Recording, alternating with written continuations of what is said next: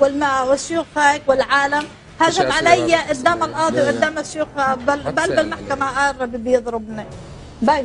بيو انا اللي ضربتك بيي؟ لا بيك. يوم كنا ما تكذبيش بالله. يوم كنا عم نطلع. وانا بطلع؟ بس ما خليت زقشاط ياكل من راسك شقف. يلا اسكتي. ما خشرت من لحية بيك. بيي يا ويلي لو انه هان يا ويلي.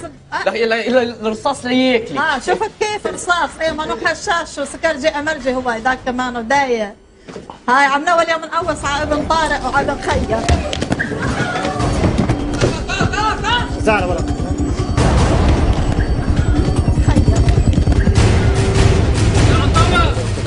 يا زاري وين فكر حالك؟ هذا اللي طلع منه. وقضى ربك ألا تعبدوا إلا إياه وبالوالدين